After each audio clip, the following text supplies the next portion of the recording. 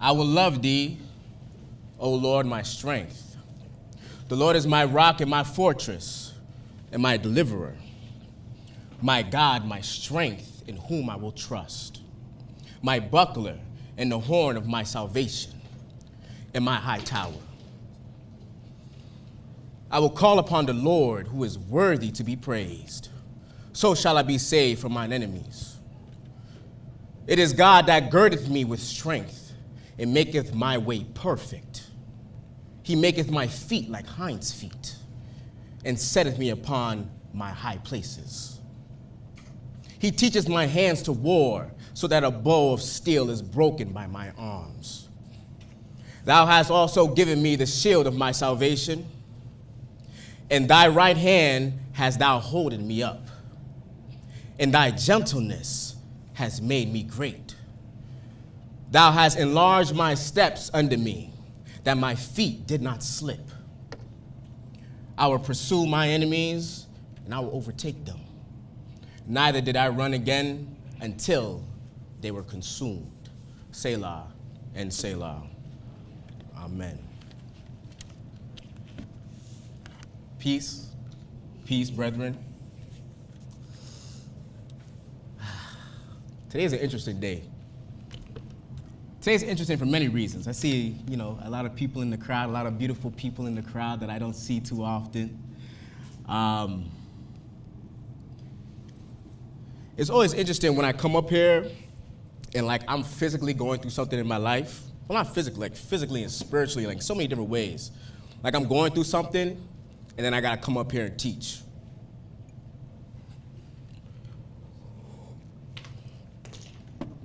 It's a very interesting process for me to be able to come up here and to tell anybody what they should do with their life. And it's my life feels in shambles. A lot of times I come up here, I don't even really, I may look at Hadassah, I may look at Reuben, or Auntie Sophie, or my beautiful Auntie Kai in the back. She covering her face. Modesty. But a lot of times, I'm not talking to nobody but myself when I come up here. 9 times out of 10, I'm talking to myself when I'm up here.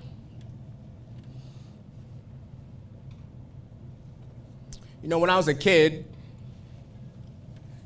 I was in middle school, and I had got angry, and I had punched a hole in the wall, right?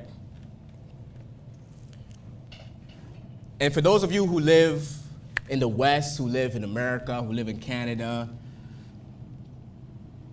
that statement, it makes sense because our walls are made of drywall, you know what I'm saying? If you was in Guyana or somewhere, that story wouldn't be, I punched a hole in the wall. It'd be the wall punched through me. The wall, my hand, I punched the wall and my arm disintegrated when I punched the wall. That's what it would have been if you were in Guyana or literally any other place. Because they always talk about our housing. Oh, how's your house? Look at the paper houses they live in. We need concrete housing.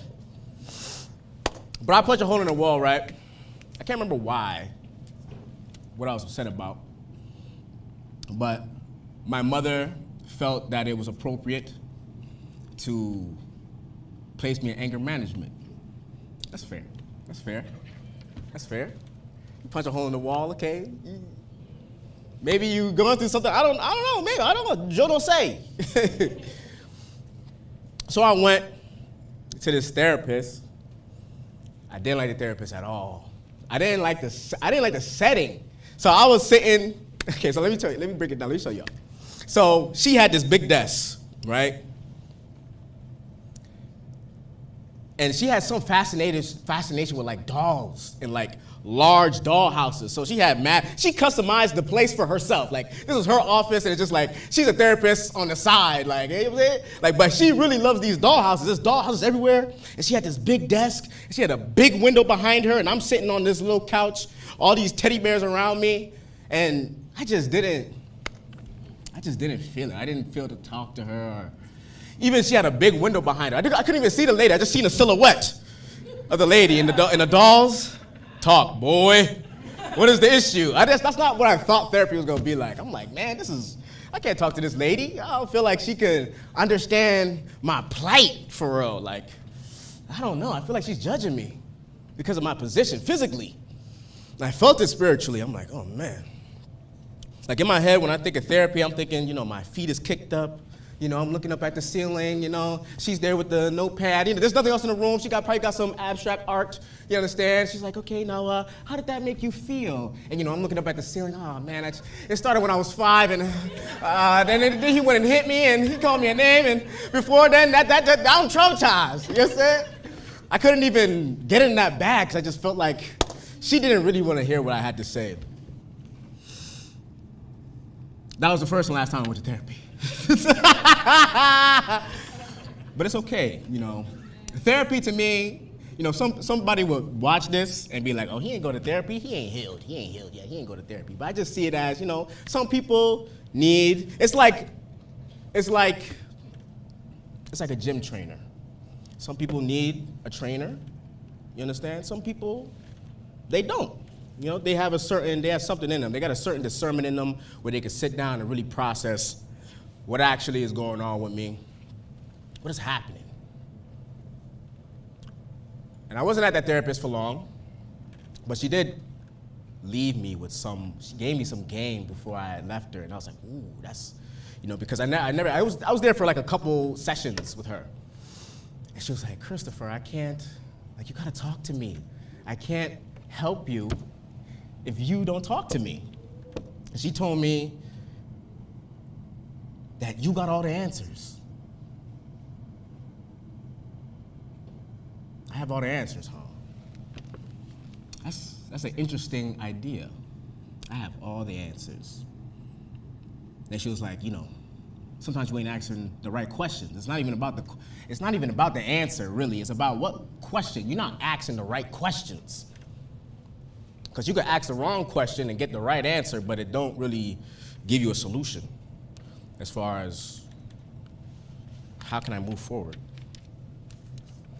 So that was very interesting to me. You got all the answers, like it's within you. It starts, and it's something that I always say. I always say that everything in this life, it starts and it ends with you. Even your relationship with God, it begins with yourself and the relationship that you have with yourself before you even can get to God. So it's like, all right. So it's like the answer is with you. We just got to ask the right questions in order for you to get that answer. I'm like, the answer's with me. Why I'm talking to you then if I got all the answers? What's the point of you then? Why I'm talking to you if I got all the answers?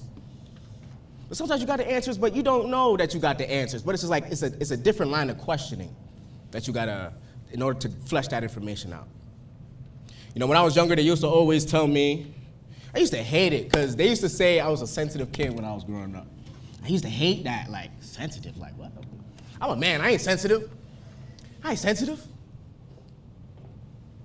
And I would do everything in my power to prove that I am not sensitive. But I am, though.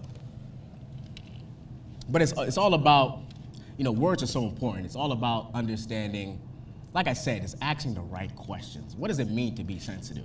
Like, what's the difference between, now I say that I'm sensitive, but I say I'm sensitive, not emotional. There's a difference between being sensitive and emotional. Like, I'm sensitive to a lot of stuff that goes on. I'm sensitive to a lot of stuff that people do that I feel like I watch everything, I see everything, but that doesn't necessarily mean I gotta say anything. But I peep everything. I be looking and watching, and it's like I'm sensitive to how people be maneuvering. Oh, why are you maneuvering like that? That's weird. But I'll just put that in the bank. I'm sensitive to that. I'm sensitive to how people move differently and people act weird. I'm real sensitive to that.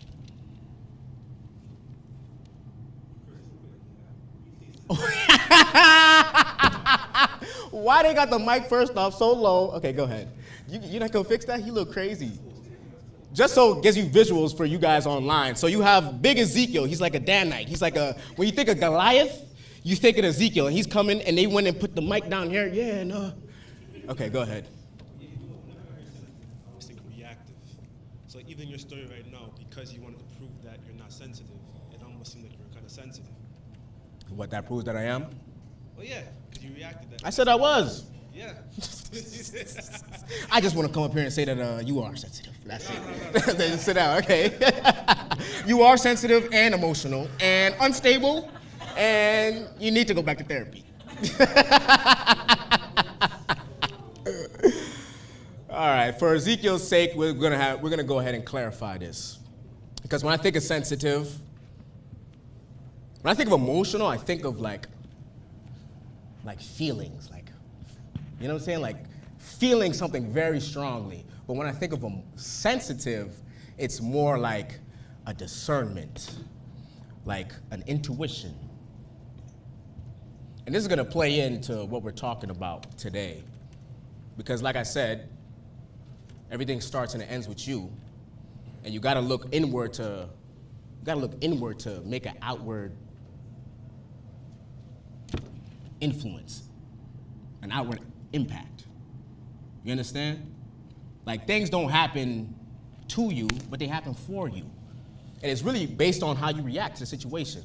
Because at the end of the day, I can't control Rashawn. I can't control Ruben. For sure not Ruben. Ruben's gonna do whatever. Ruben's not gonna do anything he doesn't want to do. You understand? I only can control myself at the end of the day.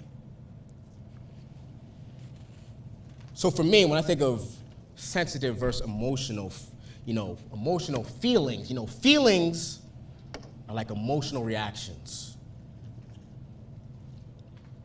When I talk intuition, it's very deep. It's something that's very deep. I actually had to write it down. What I've been doing recently is, because I'm so sensitive, I have to write down everything to process it to really process it, because I can't keep it in my brain. Because I leave it in my brain, I have my imagination is crazy. Like it goes to the stars and past the firmament. So I have to take it out of my brain where it's everlasting, and I got to bring it down to something that's tangible. And I actually wrote down, okay, what's the difference between this being emotional and being sensitive, or intuition, more rather. When I talk about intuition, it's deep. It's this internal guidance. And when you think of intuition, it doesn't always mean that you feel like you're calm or you feel like everything is under control. Maybe that's your perception of when you think of intuition. It's kind of like, no, stop. You know what I'm saying? Like, who watched Dragon Ball Z? You're right, like when he has the sense and he goes, my intuition told me you would have struck me. Right? But no, intuition is not always, doesn't present itself like I feel calm. Sometimes your intuition feels like fear. Sometimes it feels like uncertainty. Sometimes it even feels like doubt in some instances. I like intuition because intuition is like a slow, like a roast. It doesn't rush you, but it also doesn't let you stay comfortable. Intuition, it'll ask you to pause, to reflect. Even when you're scared, it'll tell you to move when you're scared. That's the difference between, a coward and somebody who's brave. It's not the fear, because a guy who's brave, he's afraid too, but is him moving is what determines whether or not he's a brave man or whether or not he's a coward. So even when you're feeling uncomfortable, that intuition would tell you to move. Intuition will ask you, it will force you to sit in the tension between what's familiar and what's necessary. Now, when we're talking about our feelings, those are reactive, like punching a hole in the wall. They surge, they shout, like they're begging for attention. They're triggered by a moment, anxiety, excitement, embarrassment, when you're angry. Like, emotions are a very spiritual thing when you think about emotions. Like the spirit of excitement, like think of it like that, the spirit of anger. Like the spirit quickens the flesh, right? And it's like, what spirit are you really entertaining? Like this feeling this spirit that's driving this flesh. You know, your intuition is something that's very present. And it nudges and it says when it's time to go. Even when your emotions change all the time, the intuition will stay. The deeper knowing, it remains. You know, feelings will put you more towards instant relief, more towards instant gratification, because it's telling you we need to fix this now. We need to address this right now. We need to deal with this right now. Prove it now. You need to escape it right now. And then your intuition, it invites you to, when I was growing up, we used to always talk about you got to work on your pause. You got to master your pause. Now pause is a whole different thing. Pause.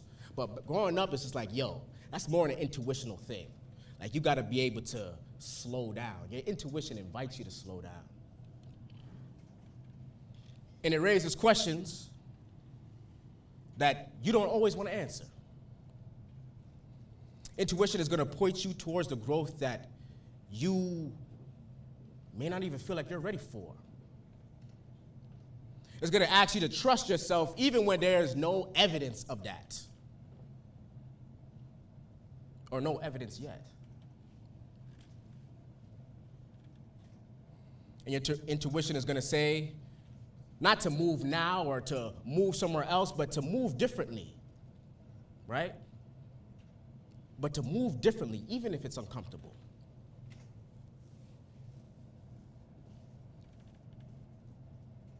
So it's very important to understand the difference, right? Your feelings, you're not supposed to ignore them. You're not supposed to ignore your feelings at all. You're supposed to listen, though. You're supposed to listen. You're supposed to pause, and you're supposed to ask, is this discomfort because I'm growing? Or is this urgency because I'm reacting to something? These are all the right questions that you need to be asking. The more you practice listening past your first emotional wave, the more you build a capacity to trust what is actually real. And we're going to get into what's real and what's not, and what's inside of you. Because even if you can't see it, what's inside of you is more of you than what everybody else sees. Like 2/3 of you is a spiritual part, right? So you cannot expand your life if you can't sit with that tension of growth. I see you standing over there, Auntie Sophie. Go ahead. What? Go ahead. I was actually going to wait until you finished. I'm finished. Okay, so just listening to what you started on, and does it make you feel emotional? but I don't want you. I'm kidding, It does. Oh, really? Because I love you. Okay. It also does because of the title, The Armour of God. Mm-hmm. And then also it does because you said you had to go and see someone and you didn't get the help that you needed at that time. And I'm going to ask you a couple questions. Okay. Because sometimes the way that you're feeling is also because others don't know what your what do you call it? Like your, not pressure points, but your triggers are. So that would be my question to you. If you think about all the things that you're going through in life, are you putting on the armor of God? Meaning by letting others around you also knows what your trigger is too, because that is armor. So they know what not to do. You know, communication, I always say, I think I said this before, that if people will treat you like how you are 9 times out of 10. Like if somebody is treating you like you somebody that they can get it off on, like you probably are. Or even, that's an opportunity for you to really look at yourself and really ask yourself, all right, why do people feel like they can play with me? That's always a question I always ask. Like I was saying in the beginning, you can't control nobody else. The only person that you can control is yourself. And people are going to do what you allow them to do at the end of the day. whether you allow them in your space, whether you allow them to disrespect you, or you allow them, or even how you're maneuvering. If it's like not in a righteous way or not in a respectable way, people are not going to respect you. So there's always an opportunity for you to. Me, when I think about life, life is a beautiful thing, man. When I think about life, because life, like I'm here to learn. When I'm here on this earth, when I think about life, and we're going to get into the armor of God. Hopefully I don't go too far off into my tangents. But my grandfather told me something. He went and gave me some game not too long ago about familiar spirits. He said that, well, he gave anybody who was there in that morning service, they got the game. But he was telling us about a man who utilizes a familiar spirit and the limitations of that. And it's like, why is that a limitation? You know, isn't it like a powerful spirit that you can get power from? Yes. But that spirit was once, in a body at some point. It was alive at one point. And that man who utilizes that spirit, he's limited to whatever that man knew when he was alive. He only knows what that man knew when he was alive. So that's a different perspective on life in itself. Because once you're dead, there ain't nothing left for you to learn. Like, you can't learn. You understand what I'm saying? Like, in this life, you're here to learn. There's something for you to learn when you're down here. You're here to train that spirit. Like, when we talk about the spirit, it quickens the flesh. Oh my God, I'm going to go on tangents. It's crazy. My brain is going. Like, living life, there's so many things to learn in this life. And it's like, it's really not personal. It's all business, because you're going to die, brother. You're going to die, and then you're going to get judged based on how you was reacting. But he doesn't understand me. All right. But what did you get out of that situation? That was a situation that was presented to you so that you can come to a realization. This is a great circle back to the intuition part. Like, this is a moment for your intuition to it's like a muscle. Any type of muscle needs to expand. You're expanding your capacity to deal with certain things in life. Because life don't get, I literally was telling Zabaya this yesterday. I was telling Zabaya, that's a crazy thing. I was telling Ishakar. I was saying, listen, life don't get easier, brother. Life just only gets harder. And so what? You're supposed to pray for life to get harder, or are you supposed to pray for you to get stronger? You're supposed to stretch and build that capacity in order for you to deal with all the things that's going to come into your life. It's going to come into your life. But it's like, what's going to separate the wheat from the chaff? Oh, the armor. You're cheating. You read the title. What's going to separate you from the wheat from the chaff, right? So I'm gonna get to that. I'm going to get to the armor. Damn, I feel like I always have such a long, oh, man.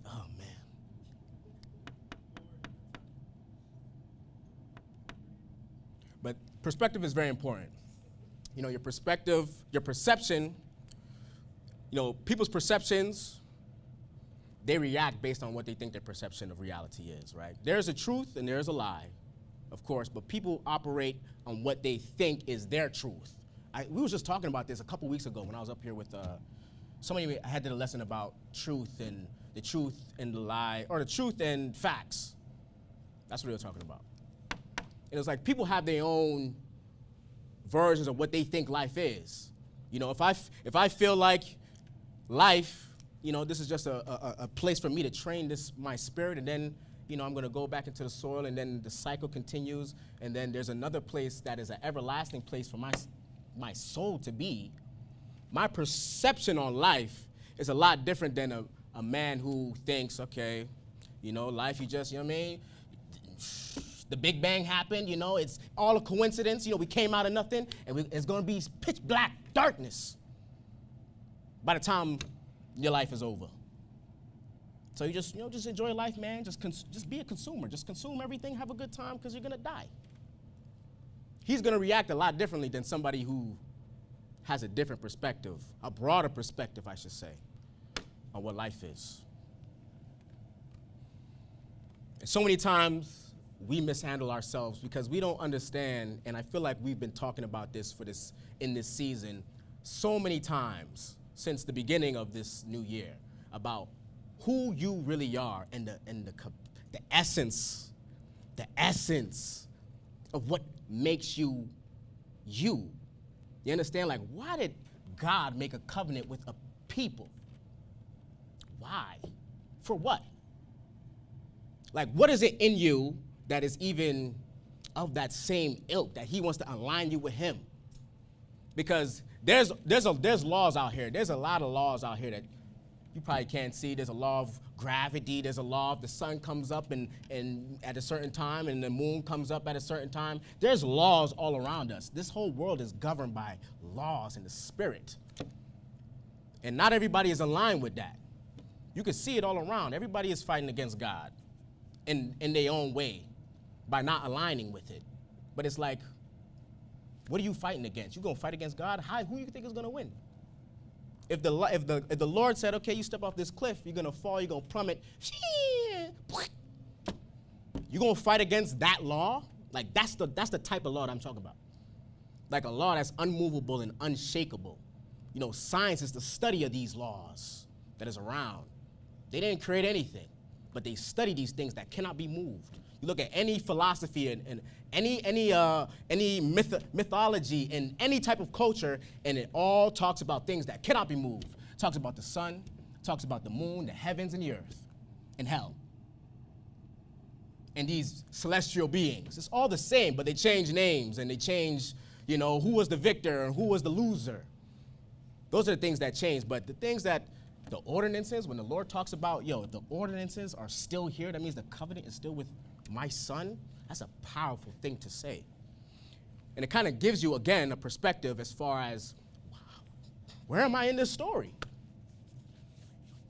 And you know, anybody, the creator of a thing understands the value of a thing. And how you view a thing is how you do a thing. And if you view yourself wrong, you're gonna do yourself wrong. I love rhyming. Can we say it again? See, the creator of a thing knows the value of a thing. How you view a thing is how you do a thing.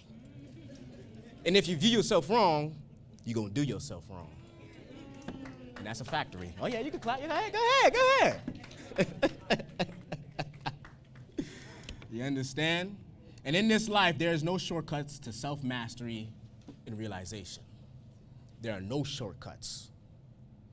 And I see so many people, even in my life, they trying to get a shortcut, but they don't understand, ain't nothing in this life that is free. Everything costs. Even if the invoice is written and you ain't paid today, you in debt, bruh. You got to pay that back in this life or the next. Okay. Today, I'm going to be talking about the armor of God. The armor of God. Now,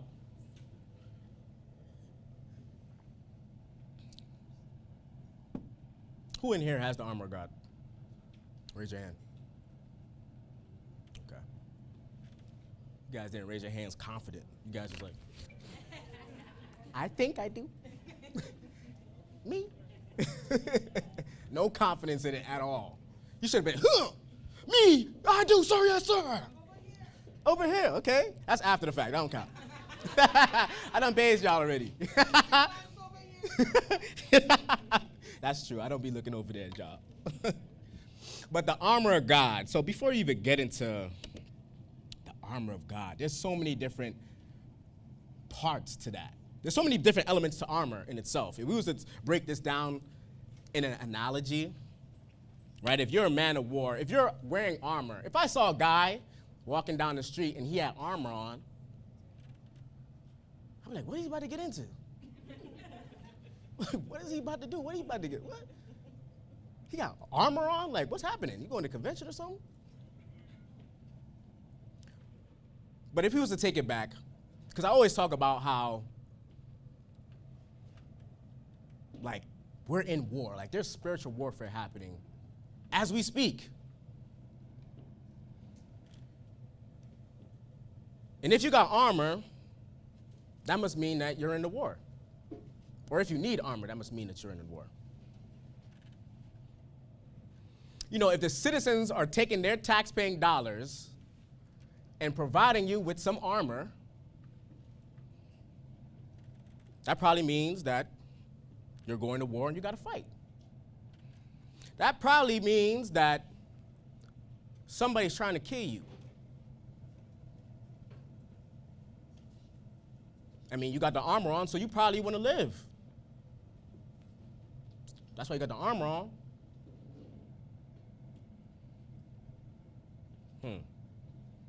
Even putting on the armor is like very heavy implications and realizations. If I was back in that time and I was girding up my loins, right? Gotta protect those, you know what I'm saying? Put those on, like, oh man. Like the more armor I put on, the more it'll really weigh to me like, oh man, we're really doing this. We're really about to, this is life or death. This is really life or death. You put the armor on, put the chest on, okay, gotta protect my heart, need that. Okay, put the chainmail on, okay. Put the helmet on, okay, I need my brain. I gotta protect all these things. And then you're going out and you see all the rest of your comrades, they got the armor on too, okay. Everybody's ready. We at the front line. You see one guy, he don't got his helmet on right. He got to cook it to the side like he TI and stuff. Like, his helmet ain't even on right. Then you see the arrow. You see the rain of arrows coming down. Then you got the shield. And then the guy who don't got his armor on right, caught him right in that little crevice. Got him right in the crevice between the helmet and the, oh my God, he's dead. Oh God. But he had the armor on though. I think before we even talk about the armor, we got to talk about the man inside the armor. Because like I said in the beginning, everything starts and it ends with you. And it's very internal. This circles back to the intuition too. Because it's very internal. Because before I even asked the question, what is the armor of God? I was thinking about it. I was really studying. I was like, okay, what's a better question than that? Okay. Let's talk about some fundamentals. When the Christ said that the new covenant is going to be, like the law is going to be written inside of your heart. Like, why is that important? Written inside of your heart. That kind of reminds me of, you got all the answers in a way. We have a play on July 19th here in Toronto at 7 p.m., when shameless plug, called The Journey. And there's a poem in there and it talks about the history of the children of Israel. And it said, in a part in the poem, it said, let your conscience be your first judge. Let your conscience be your first judge. A lot of times, I can even say, a lot of times, like we talk about presumptuous sin, like you know better. And a lot of times when you get done wrong, in hindsight is always 20/20 vision, top crisp. I don't even need my glasses. Hindsight is always so clear. And you can always recall back and be like, man, I knew I should have did that. I knew I should have talked to homie, I felt it. Like and it's weird that you know. Why I know? How you know? What kind of man are you? Because it don't matter if you got the armor of God if you're a coward, though. Like, if not in your... Whoever heard the phrase, it's not about the size of the dog in a fight, it's about the size of the fight in the dog? Anybody ever heard that? Okay, let me say it again. I'm glad. I can put y'all on. It's not about... And I know we just had a whole thing about dogs here in the nation, but it doesn't matter. It's not about that. It's not about... In a dog fight, right? It's not about the size of the dog in the fight. It's about the size of the fight in the dog, right?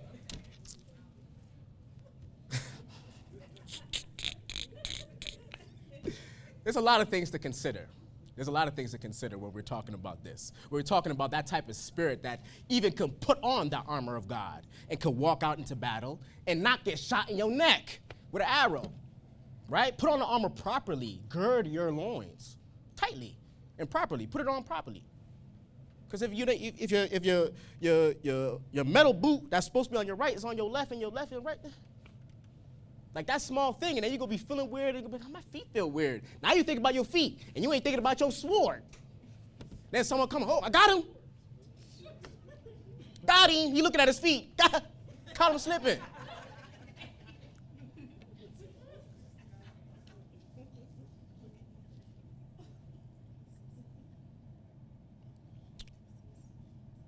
So you got to think about, when I think about when I put on my whites and the blue borders, it says when you look at the blue border, you're supposed to remember the law. It's like remember the law. It's like remember your training. Because you're not a civilian. And I say that, I feel like I've been saying that a lot. Like, you're not a civilian. Like, you think that you're a civilian, but you're not. You're supposed to be girding up your loins. Not only that, you have to have the morale. Like, you need to be ready to go to war before you even put the armor on. It's about the size of the dog in the fight, or the heart in the, wait, what'd I say? See, y'all listening. That's good. I was testing y'all. It's about the size of the dog in the fight, or the size of the fight in the dog. I'm messing up the phrase, but you know what I mean, though.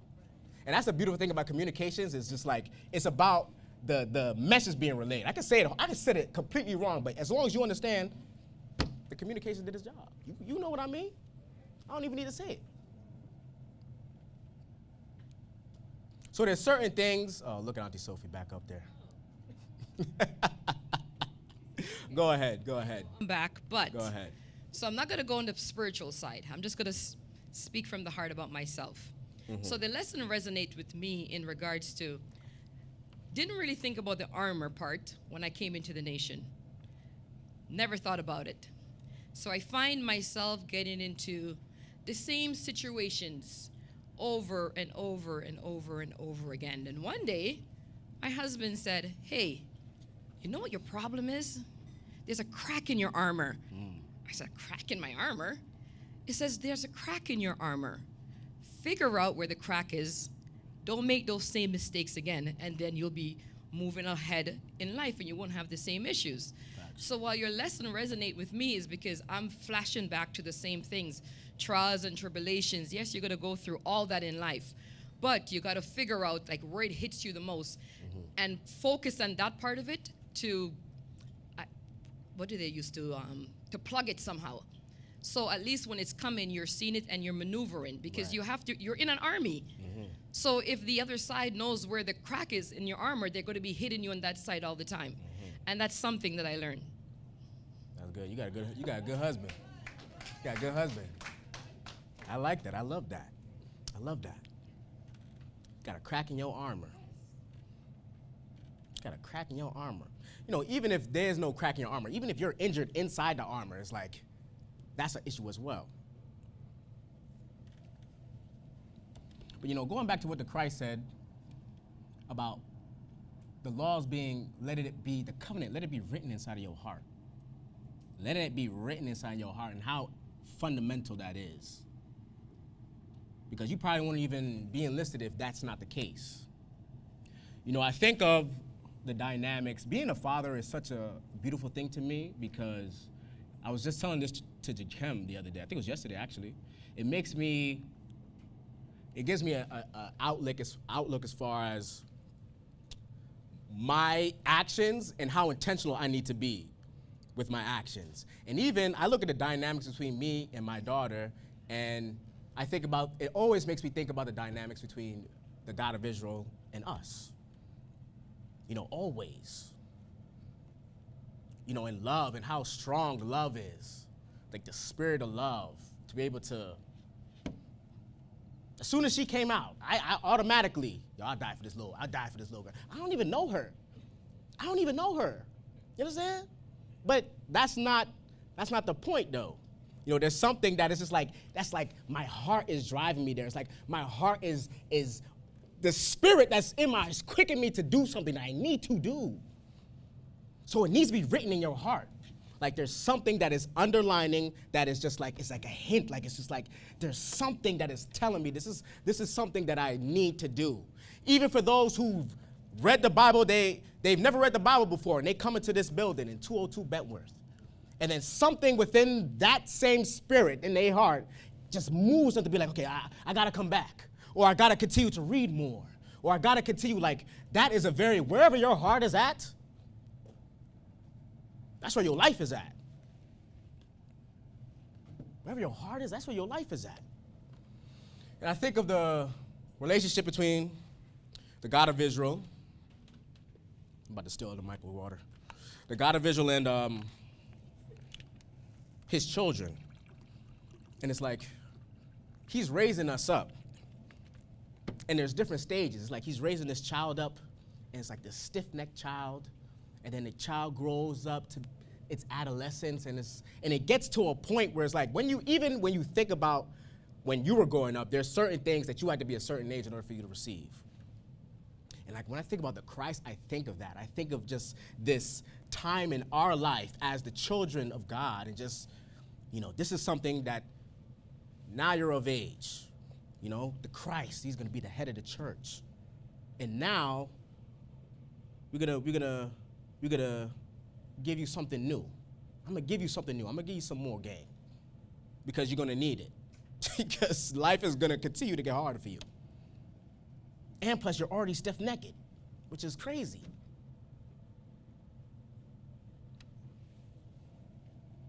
So it's like now the law is given, and it's supposed to be in your heart, son. It's something that you're not supposed to forget your training. I can't remember who said it.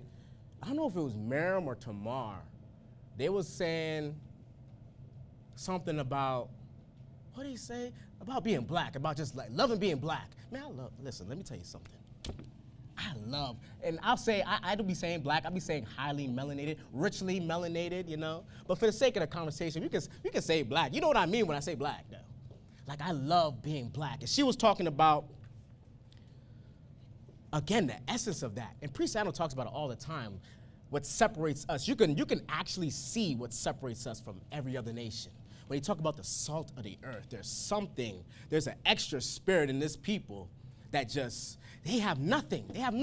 They've been stripped of everything, but still, like socially and culturally, like they got weight, they push weight, they can pull the society to do certain things, to follow them still.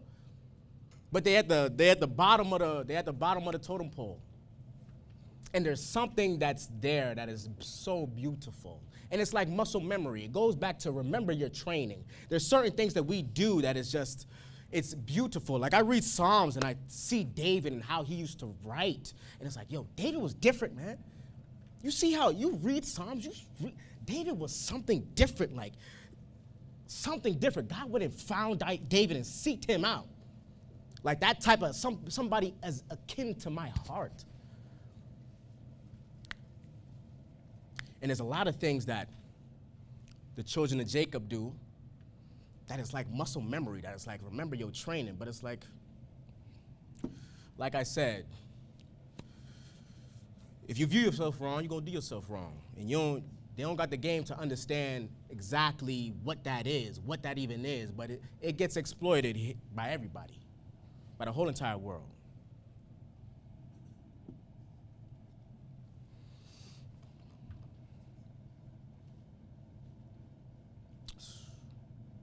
Something to think about. We live in an age where, the battle is not a physical battle. It's very much a spiritual one. And I think that makes it even more real than if it was a physical battle. You understand? When we talk about the armor of God, there's a lot of different pieces to the armor. And I don't know where Elder Michael's going to go with it. But I always think about, I'm going to give you an alley-oop, actually. I think about wisdom. Think about the spirit of wisdom. And I think about Solomon. Solomon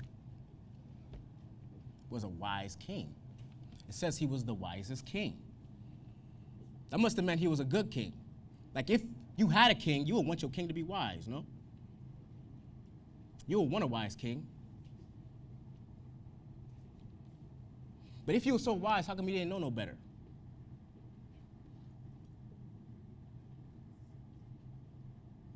Like, what happened? I think wisdom, the spirit of wisdom, like any other spirit, has to be entertained. And if you don't entertain the spirit, that spirit's going to leave you. But what does it mean to be wise, though? Like, what does it mean to be wise? Am I curious enough to ask anybody to go to the mic? Or should I just tell y'all? But I think to be wise is to follow the laws, statutes, and commandments. Because when you're following the laws, statutes, and commandments, you're righteous. So using wisdom according to what the God of Abraham, Isaac, and Jacob told us to do. So that, in my case, that's wisdom in the spiritual sense. Physical is a different level. But you asked a question earlier also about Solomon, what would drive him to do that? And I would say the spirit of lust pretty much take over. Spirit of lust. Yeah. Mm-hmm. Spirit of lust. What you got, Auntie? You ain't going? You Gucci? She answered your question? She spoke for both of y'all? Okay. Let's see who reads their Bible or not. So the fear of God is the beginning of what? Say it again. The fear of God is beginning of what? Wisdom. All right. And a wise man seeks what? Ooh. A wise man seeks what? A wise man seeks wisdom, yes. Counsel, right? It's a wise counsel. So when you think of wisdom, when I was a kid, I used to think of wisdom. I used to think if you're wise, you know everything. You must know everything. If you're a wise guy, or maybe not. Maybe wise guy. Oh, this wise guy. He's a wise guy, man. You think, or since you're already up there, do you think somebody could be wise and arrogant? Do you think those two things can be? Yes. Okay. But I think you just answered the question that you asked us, because I think Miriam said counsel when we're all just saying wisdom. But I think doesn't matter how wise you get in life, you have to seek counsel. Mm-hmm. Doesn't matter. I mean, and I always look at it from birth to death. First, you were only allowed certain things. As a newborn, you could only drink certain things. You could only do certain things. Everything has been done for you. But when you start getting up there in age, the wisdom comes in now from the older ones. Don't touch this. Don't do that. Don't do that. Don't. And then you become wiser. Mm-hmm. So it's not that this is just a wise person. They give good advice, but they also need to be taking advice. Mm-hmm. And that's how I think people would see you like in a different level than myself. If I'm going through something, I am seeking wise counsel, because I cannot sometimes see what the outcome is myself, so I need the help. So I think that's what, within the nation, the community, that is what we get. But some of us don't seek the wise counsel. Mm-hmm. We give the counsel to ourselves, and when you get the wise counsel, you can't take it. Mm-hmm. Because you already give yourself your own counsel. That this is it. Proverbs talks about a wise man, and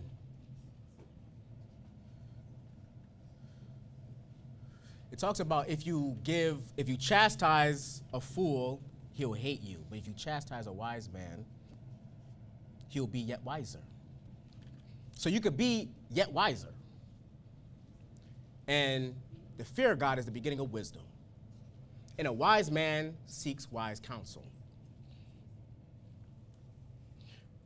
You know what I think a wise man is? Like if I was going to say, oh, Lordy. What you got to say? Just a quick observation. When I used to work in corporate, every leader that I knew had a business coach. And that business coach was older than them, had more experience than them, and that was their counsel. So the world is using it, but not in the way that we would talk about it, but it's out there and they're using it. Mm-hmm. Because they always have, they call a mentor or a business coach. And they always going to this person, having conversations constantly to grow themselves. Right. And one of them used to say, if you're in a classroom and everybody's coming to ask you the questions, you need to leave that class and go into a class where you need to start asking the questions now, meaning that you have already attained whatever you need and you need to go further. So Okay. that's another part of the wisdom part. Okay. That's another part of it. That's very, yes, yes it is. Yes it is. That is a very good part of it. Even when they talk about, the kingdom of God, it talks about the table and the 10 wise men with crowns on their head. And it got me thinking what it is to be a wise man. And if a wise man seeks wise counsel, and if the fear of God is the beginning of wisdom, I feel like I could confidently say that a wise man knows what he knows, but he also knows what he doesn't know. You understand? He knows what he knows, and he knows what he don't know. Like if I got to seek wise counsel, I know that I need to seek wise counsel. I know that there's something I don't know, and I need counseling. So it's like a wise man knows what he knows what he don't know.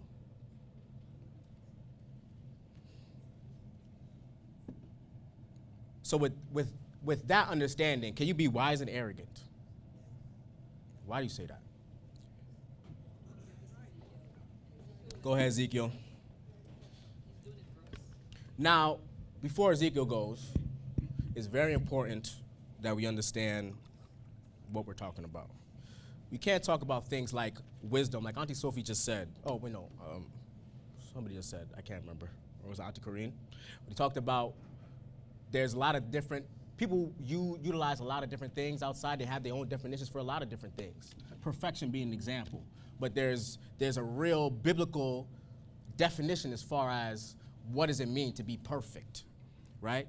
And to be wise, when they talk about being wise and the meek shall inherit the earth, like all these attributes they're coupled together, right? Long suffering, meekness, like the joy, like all these different attributes are the man who's going to be able to put that armor on correctly and to be able to go out of war because his heart is in the right place, right?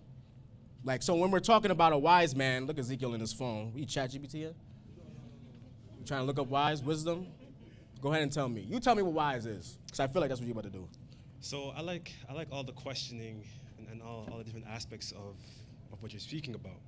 But when I think back at the story of Solomon, originally when the God of Abraham, Isaac, and Jacob went to visit him and he made his request unto the Lord, asking him for wisdom, it was to judge the people. Mm-hmm. He asked for wisdom, for judgment. So going to your question about can you be arrogant and wise at the same time, I believe so, because you can be arrogant and still make a judgment. You get what I'm saying? I think wisdom, and the beginning of wisdom is the fear of the Lord.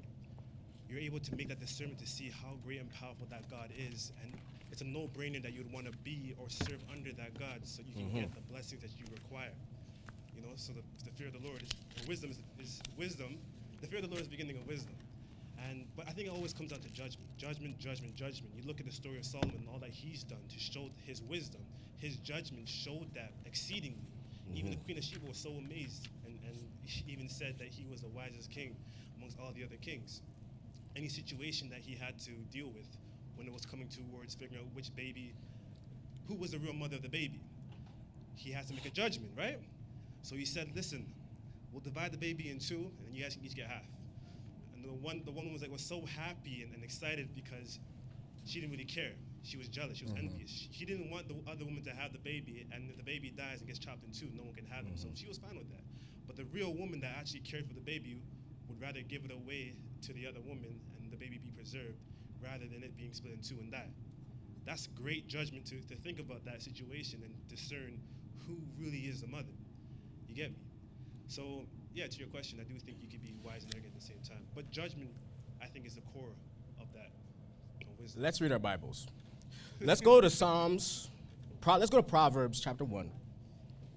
I think a very important part about this is how wisdom is spoken about in the Bible. That's something that needs to be considered. Like your mother says, everything must be considered. Everything.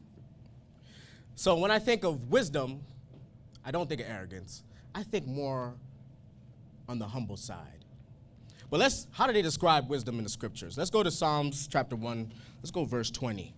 Let's see what it says. Wisdom. Oh, my bad. What'd I say? Oh, I did, right? Oh, I said Psalms? Okay. Look at confusion in the air. I have to watch the tape back and see what I really said. Proverbs chapter 1. We'll go verse 20. Wisdom crieth without. She uttereth her voice in the streets. I love whenever they speak about wisdom, they always refer to wisdom as a her, like it's a beautiful lady. You understand? Yeah. Like it's something that, Ezekiel, when you see a beautiful lady, what do you do? You seek her, right? You probably run her down. Oh, excuse me, hold on, wait, what's your name? Right? Hold on. Right? Always seeking. A wise man always seeks, and you said it too, always seeks wisdom. Wisdom crieth without. She uttereth her voice in the streets. Verse 21. She crieth in the chief place of concourse. In the openings of the gates in the city she uttereth her words, saying, how long, yea, simple ones, will ye love simplicity? And the scorners delight in their scorning, and fools hate knowledge. Turn you at my reproof, behold, I will pour out my spirit unto you. I will make known my words unto you. Oh my, so beautiful, right? Where's another one? Psalm, let's go to chapter 9. What do we go? Oh yeah, it is chapter 9. What do you got? Let's go to chapter 8 too. Let's go to chapter 8. Doth not wisdom cry, and understanding put forth her voice? Like she's crying. She's crying out. You understand? But it's like you got to have a certain, if you just maneuvering, if you just tunnel vision on certain things, if you just arrogant with certain things, you ain't really to slow down and humble yourself. Are you even going to hear her cry? Why is she even crying like that? If she's crying, everybody should be able to hear her, no? But the beautiful thing about communication is that, I can't remember who I was telling this to. I think I was telling Ishkar, actually. You know, like, everything is communicating with you in this life. Everything is communicating, but it doesn't matter how long they're communicating. If you can't receive what they're saying, or you can't comprehend what they're saying, it's in vain. So she cried out. She standeth in the top of high places, by the way of the places of the path. She crieth at the gates, at the entry of the city, at the coming in at the doors. Unto you, O men, I called, and my voice is to the sons of man. O ye simple. She's always calling somebody simple. Can't be simple if you wise. And you have to fear God if you wise too. And to fear everything, to fear anything is to humble yourself. Right? Maybe you don't know what humility is. Maybe we don't know what humility is. Because I was even seeing it just the other day online. Black men need to stop being humble and realize you a God. It's like, you don't know what humility is? What is humility? What do you guys think humility is? What is it? Obedience.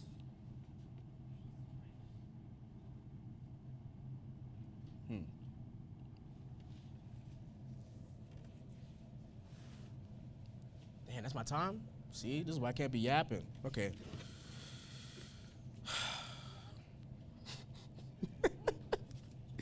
Let me go into my real scripture.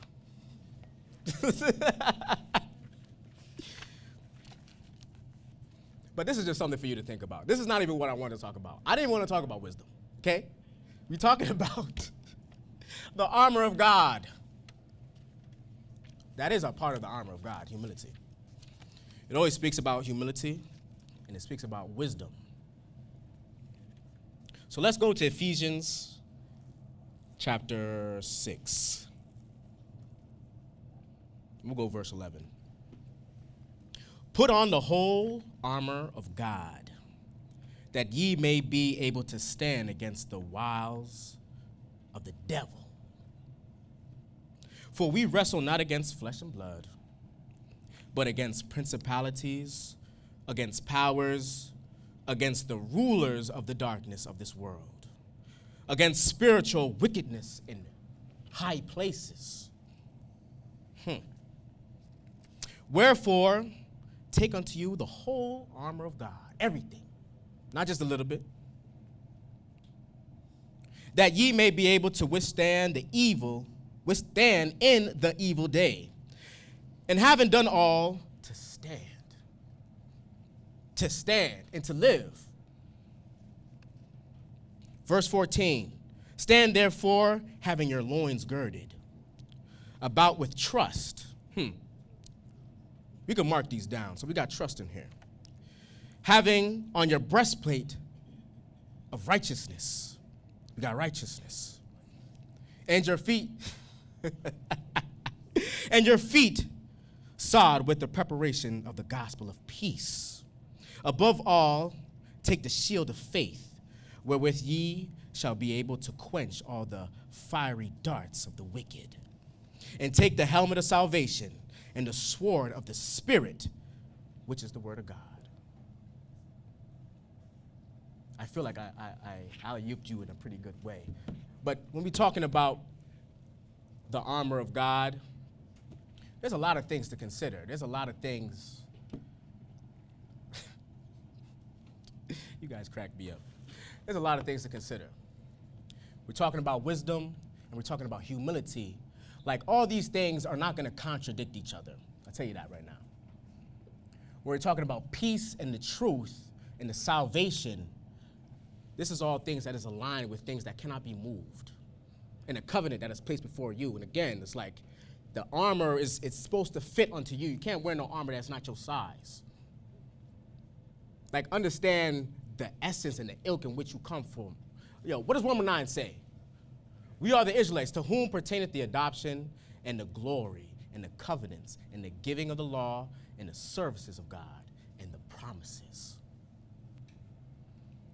And I feel like you can end it right there. I feel like Elder Michael was going to take it to an even higher level. And hopefully you guys, it don't go over y'all head. So with that, I give you peace.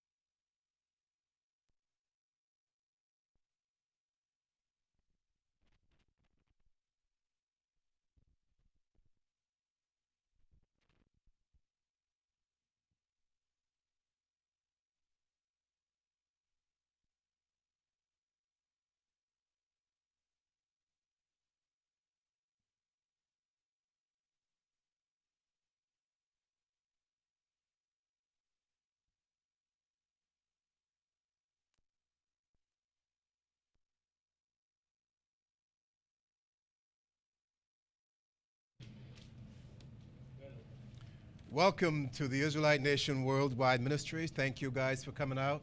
And thank you for continuing to support us in all our endeavors. Today, we're talking about the armor of God, as Christopher has said earlier. And I'm going to try to continue, put it in its proper perspective so that you could get a better understanding, hopefully. And if you don't, then you can ask questions and I'll try to address them. But first, let's give the praises and the glory to our Father. Make a joyful noise unto the Lord, all ye lands. Serve the Lord with gladness. Come before his presence with singing. Know ye that the Lord, he is God. It is he that hath made us, and not we ourselves. We are his people, and the sheep of his pasture. Enter into his gates with thanksgiving, and enter his courts with praise. Be thankful unto him, and bless his name. For the Lord is good. His mercy is everlasting, and his truth endureth to all generations. Now, I know that this introductory scripture speaks to a lot of personal issues, but when it says, for example, know ye that the Lord, he is God, we're talking about Israelites here. This book, written by Israelites, about Israelites, for Israelites. So I just want to put that in this context. Because when we talk about the armor of God, we're not just talking about God in the common sense. We're talking about the God of Abraham, the God of Isaac, and the God of Jacob, our Father. So those two issues are very important to know to whom we are addressing these conditions and this issue. So the armor of God deals with the armor of the God of Abraham, the God of Isaac, and the God of Jacob. So this is not a physical situation. We're dealing highly with a spiritual mandate. That's the first thing that we have to address. If you notice where, I'm thinking of Jakim now, but I actually meant Christopher as addressed. He talked about Ephesians chapter 6. One of the things when I read that scripture, this is a scripture written or a teaching by Minister Paul. He is also an Israelite. And he was addressing the Ephesians. Now, Ephesians are highly, what should we say? I want to be nice here, but it's hard. They're because they're being trained by evil forces. They are not wise in the sense that they understand the mandate of the God of Abraham, Isaac, and Jacob. As a matter of fact, they don't even know his name, most of them. So this is where Diana would have been worshipped. If you ever heard of her, the goddess, just another name for Isis. You've heard of Isis. Or Semiramis, the Babylonian god of Nimrod, and so on and so forth. But they did what they were supposed to do. So I'm not criticizing them. I'm just putting this subject matter into its proper perspective so that you understand. That is why Paul was sent to certain cities to share with them the wisdom of the Israelites so that they could have an appreciation for the creator of heaven and earth and even of man himself. To put on the whole armor of God, as was just read to you earlier in Ephesians chapter 6, you would see that Paul begins, this is chapter 6, read it when you get a chance again, Ephesians 6, starting with verse 10. He said, finally. That's how he began it. Finally. What does that mean? He is concluding the matter, right? So you have to understand the foundation, the structure from which you could do what he is suggesting that we should do. I would like to suggest, if I may quickly, that we go to Ephesians chapter 4 to get a better perspective of it. Notice it's before 6, right? So it gives you a little bit more to chew on, if you will. He says, I, therefore, the prisoner of the Lord, beseech you, that ye walk worthy of the vocation wherewith ye are called. He's speaking to the Ephesians here. He said in verse 2, with all lowliness. The reason why this is important to me, and I feel that you should understand it as well, is because in verse 6, in chapter 6, Paul is describing the armor. However, to put yourself in the capacity to facilitate or to wear that armor, you have to be properly trained. And that's where I believe that chapter 4 would have a more meaningful impact. Okay, read it through when you get a chance and you'll see exactly what I'm talking about. So this is the armor of the God of Abraham, the God of Isaac, and the God of Jacob. And the biggest, or should I say, the most significant or the most powerful component of that armor is what? I like that, the spirit of truth, right? But I will say, because you're describing the same thing, basically, it goes back to Exodus chapter 20.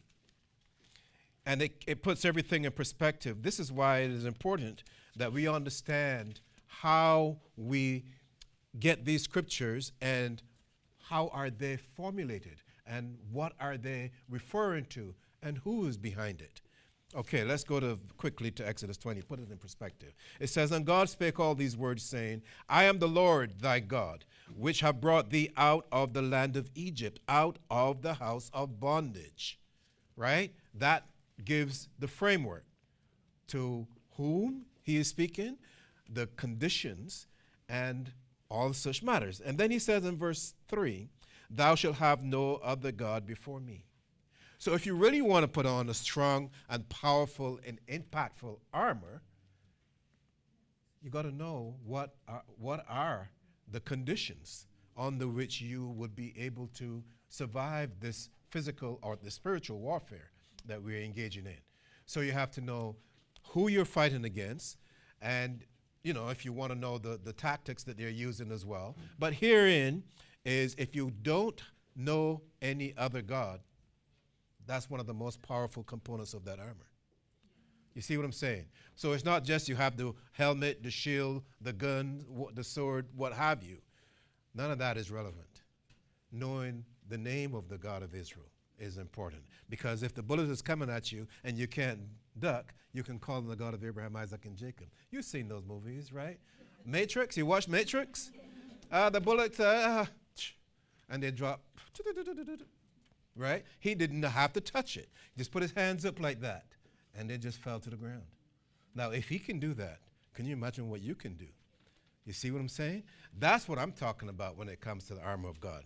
So, what do you think then would be the most powerful component, given the God that we're fighting for, right? And knowing how things are done to challenge him with the adversary, that's what I'm talking about. How would you be able to fight that guy?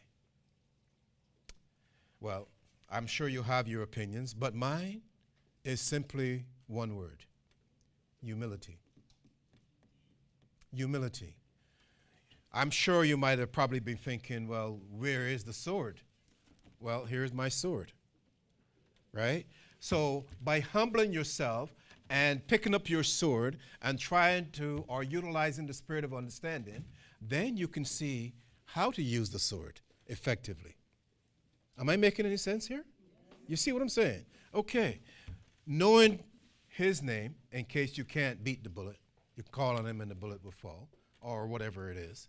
Knowing how to be properly trained. You have to know what's in here. You have to understand. Now, of course, you're not going to get everything, but if you get the most important components, you could defend yourself if they attack you. That's all I'm suggesting here. So, first of all, no other God. Knowing his name, knowing that he brought us out of Egypt, right? Knowing that we're dealing with a spiritual battle, we have to be prepared. Now, humility is what? How would you describe it? An emotion, right? To some degree. Now, how are emotions influenced? By spirits. But most people don't know that. Most people they get angry, they are hating, they just engage in warfare without even understanding what the heck they're doing.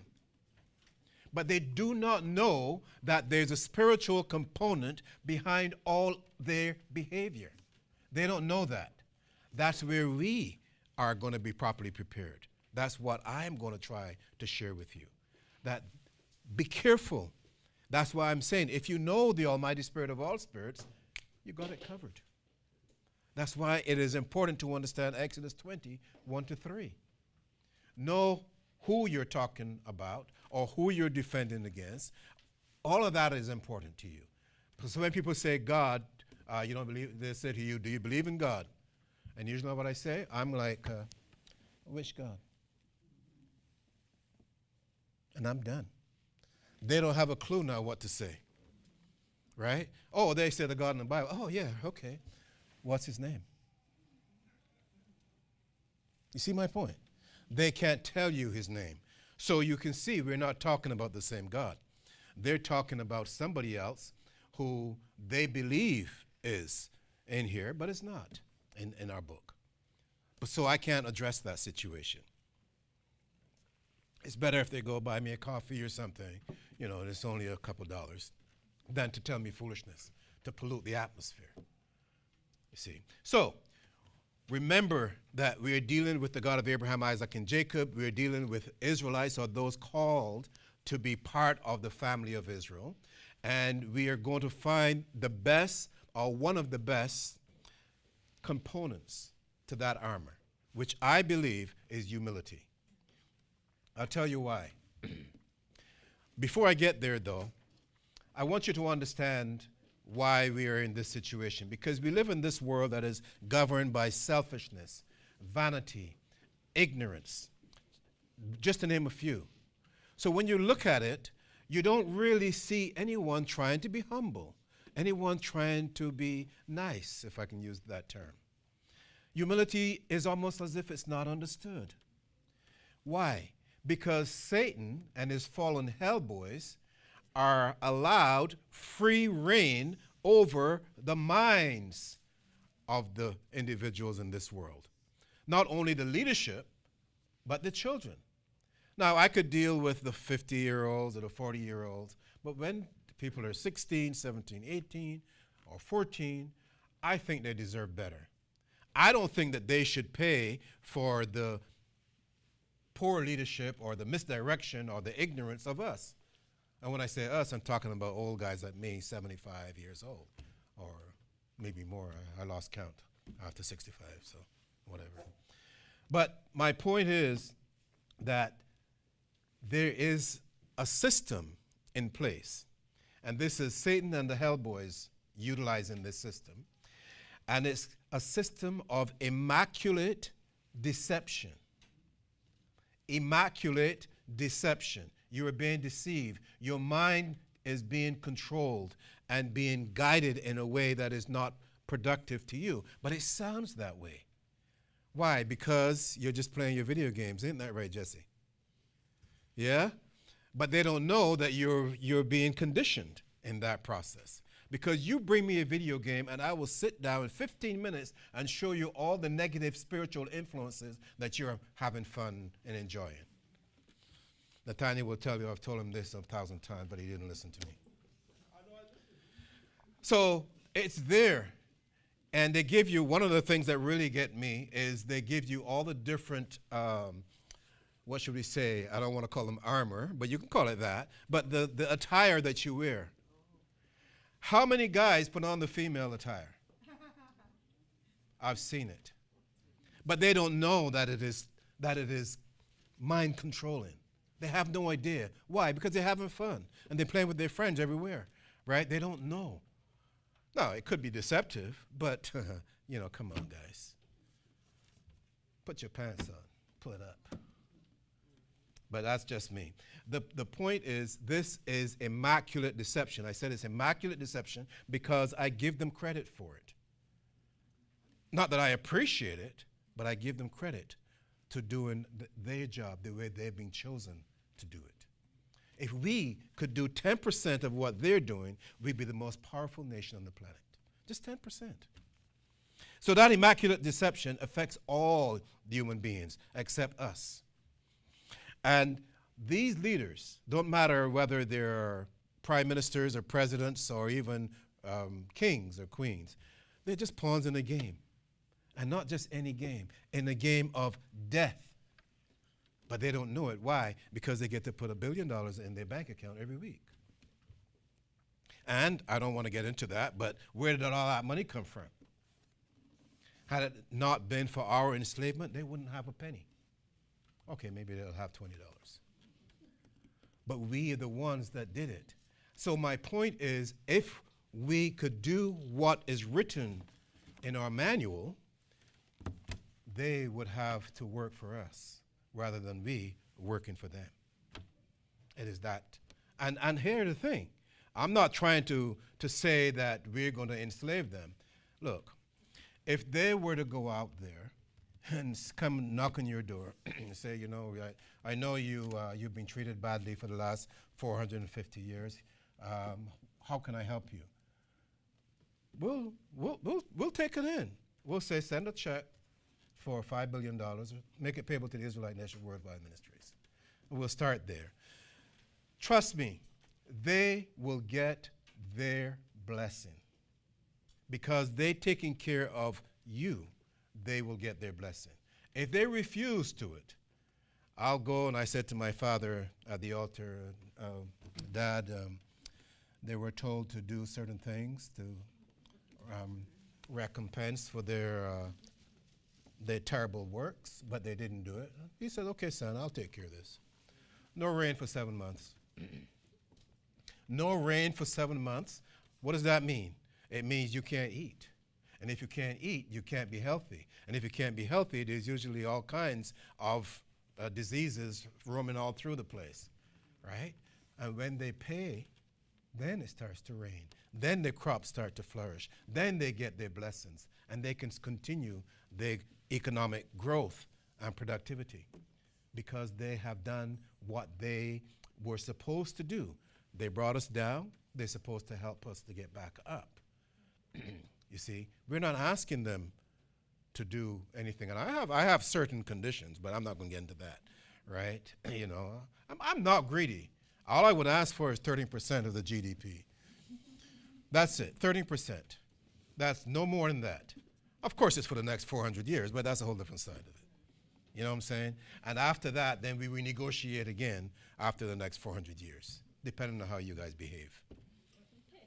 You see? But that's a whole nother chapter. I'm not here to talk about economics. I'm here to deal with the armor of God from the state or the position of humility. Now, we know the God we're talking about. We know his name. We know the conditions under which we prevail. Only our Israelite nation, then, has been given the eyes and the ears to see and to hear that there is a time for change. A time, and that time for change, I believe personally, is at hand. A time when we would see the seeds of dignity and respect sown. Dignity and respect, so that peace and harmony could blossom again. Peace and harmony being restored. Isn't that amazing? Right? Hence, it is time to activate the power of humility. Activate that power and restore the appreciation for the wisdom of the God of Abraham, the God of Isaac, and the God of Jacob. That's what I'm talking about. Why am I going in this direction? I'll tell you. Because the God of Abraham, Isaac, and Jacob created the first man. Did you know how he did it? How? Can't hear you. From the mud, from the dust. But not just mud. You see, here's the thing. And I'm not want to get into this because we dealt with this morning and the morning before that and so on and so forth. But we take a lot for granted because we don't appreciate fully the wisdom of the God of Abraham, Isaac, and Jacob. Now, if you read, and I forgot which scripture that is, and the Christ was talking about the parable of the sower, and he went out and he sowed and so on, you know, the deals, right? Well, the God of Israel, it's almost like he is a good farmer. He knows what to sow, what to harvest, et cetera, and not only that, when to sow. This is why our new year is in the spring, when the soil is nice, warm, wet. It is ideal for growth. Not in the winter. What can you plant in the winter? Nothing. Yeah, it's cold as hell. Cold as hell.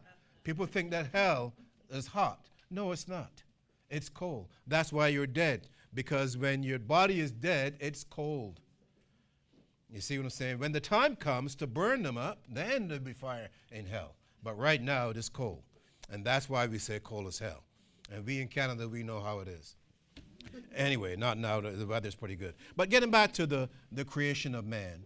The God of Israel now, he is making the first man.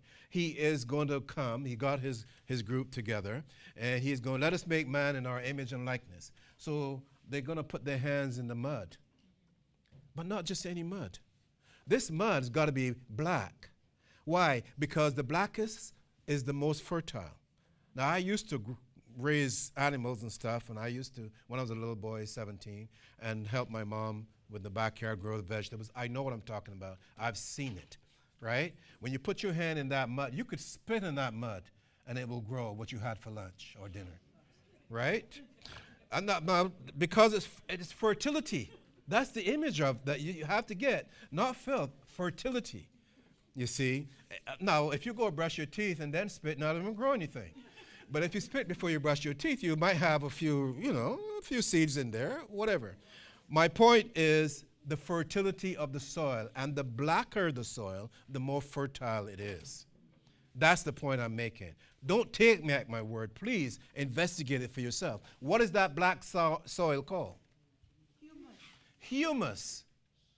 See, this is the white lady speaking. She knows what it's all about.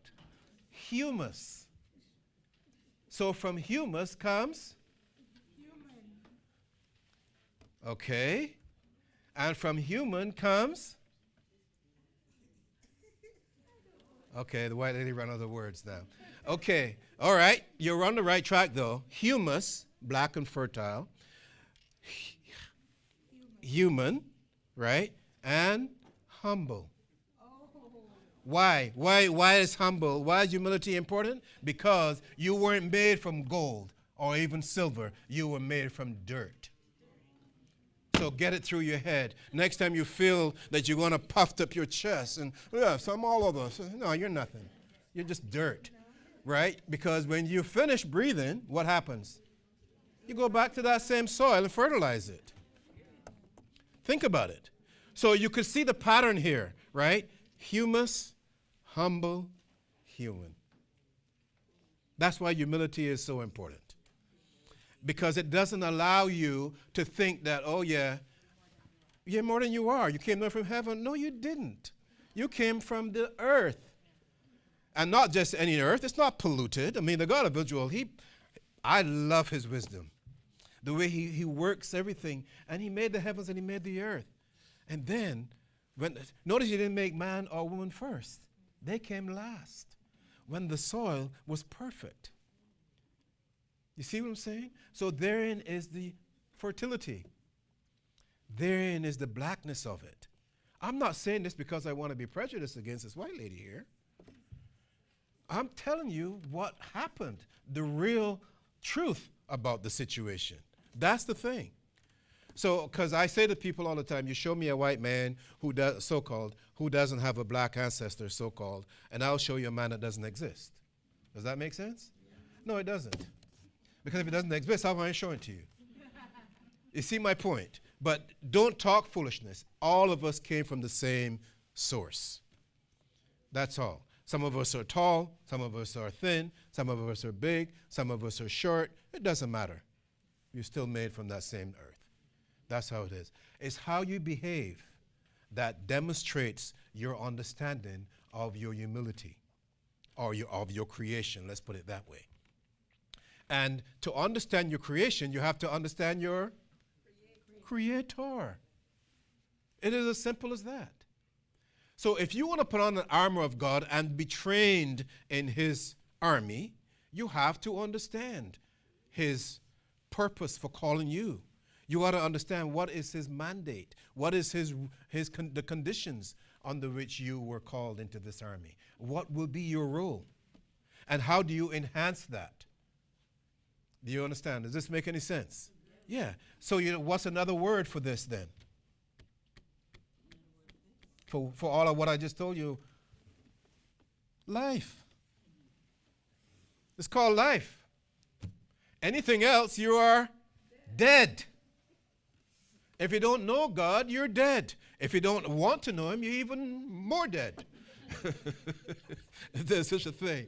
But yeah, hey, dead squared, I don't know. But my point is we are privileged to know who we serve and to know how to please him and glorify him. And why is most important. Why we do it. You don't just do it because you want to feel good. You do it because he is worthy of your praises. And it shows your understanding and appreciation for what he has done. That's the key. So your power of humility is one of the greatest components of the armor of God that you could wear.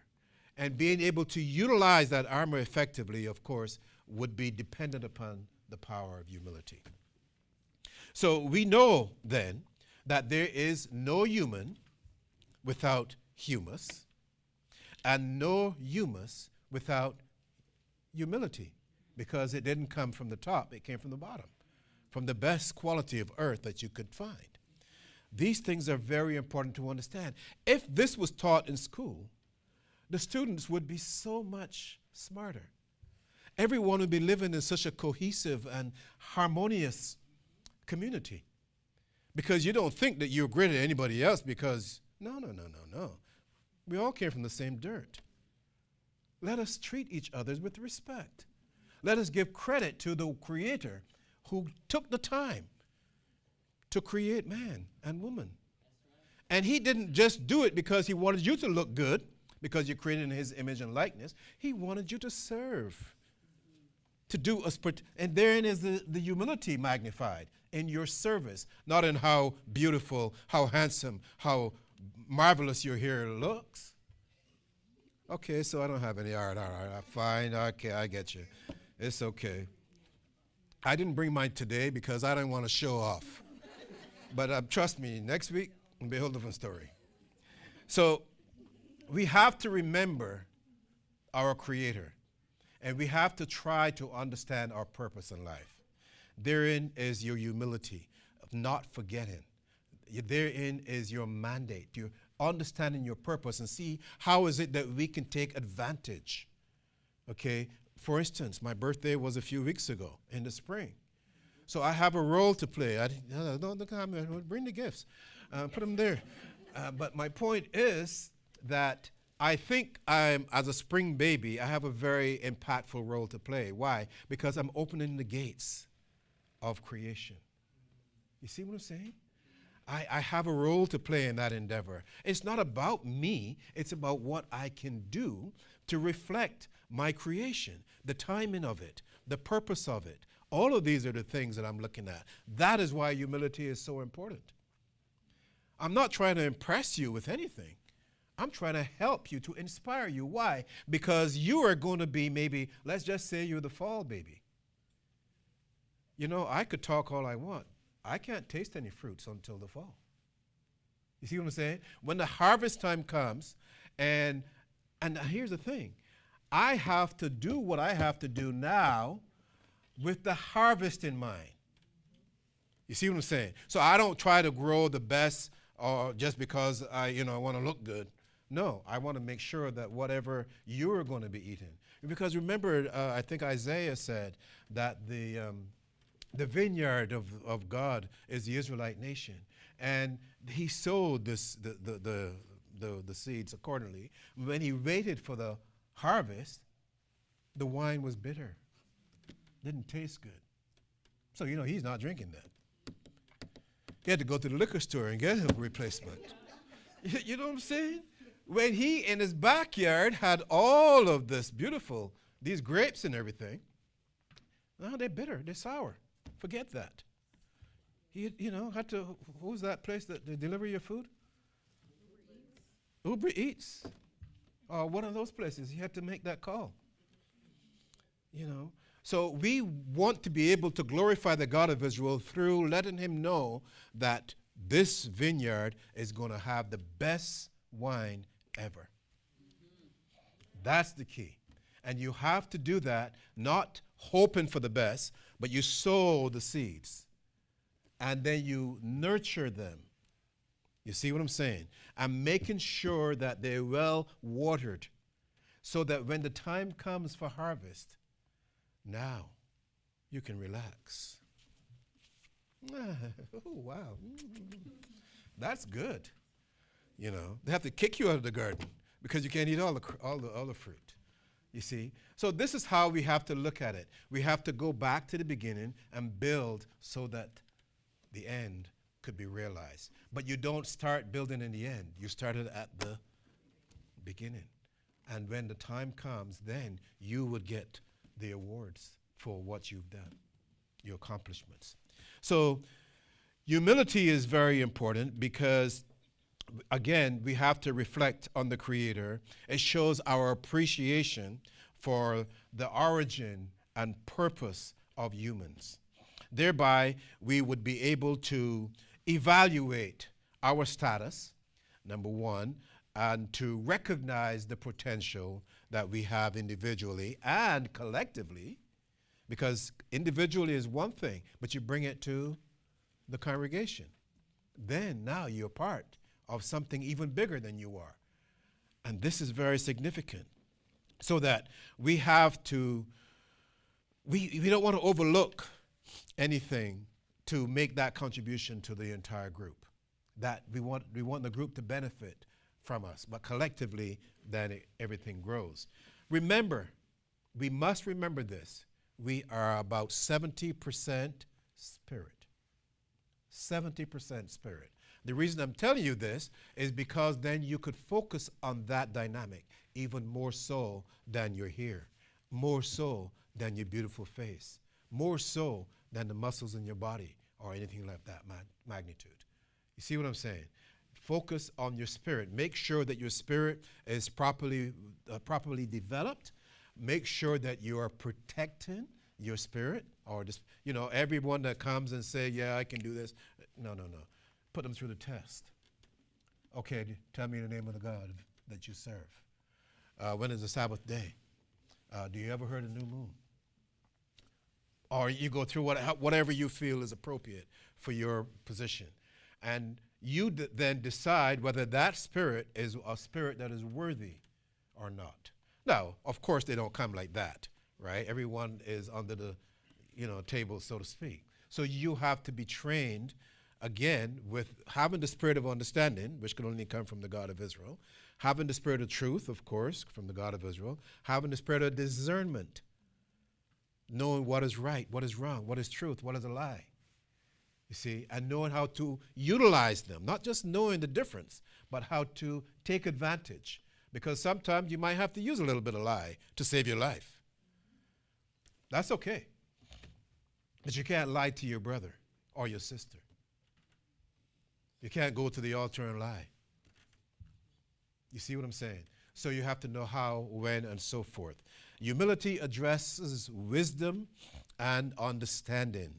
When we reflect on our humble beginnings, and like I said, from the black fertile soil, this is not something that I'm making up. Again, I ask you to check it out. Hence, to be humble is to be perfect, is to be elegant, is to be very distinguished, right? Because remember, you are made in the image and likeness of the Creator of heaven and earth. So this is something that you don't want to, no child should disrespect the name of the parent. No child should disrespect the name of the parent. And every child needs to know the parent's name and know who the parent is and the conditions accordingly. And the rationale behind that is if you don't know your parent, then you're what? That's nice, sorry? You're dead? That's cool. I try to be a little bit between the two. I say you're a bastard. If you don't know your parent, you are a bastard. And that you can look into. And when you are a bastard, that leads you into a negative connotation. You see? And again, don't take me at my word. Check these things out too. Oh, my time is the time is flying. When Christopher was up here, the clock was going so slow. Now it's so, it's double. But I want to get a scripture for us. Well, we all know Romans 9, right? 1-5, where our creed is established. That is important because you have to understand that you are royalty. That's the first thing you have to know. Why? Because your father is the king of all kings. So if he's the king of all kings, then you are a prince or a princess. It's as simple as that.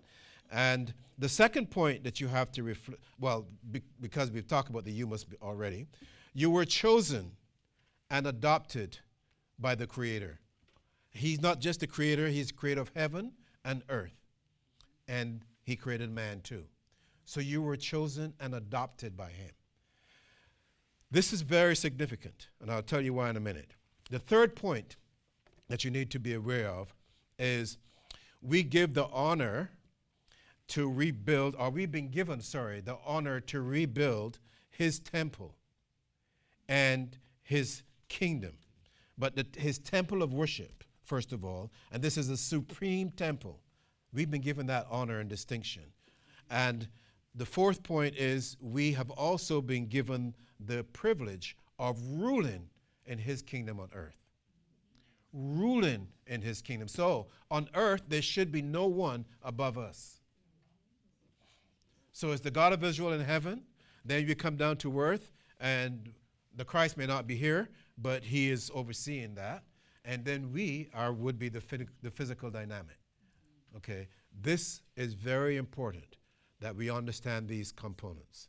They may not sound like humble components, but they only come through humility. The awareness, the understanding, the appreciation only comes through humility, right?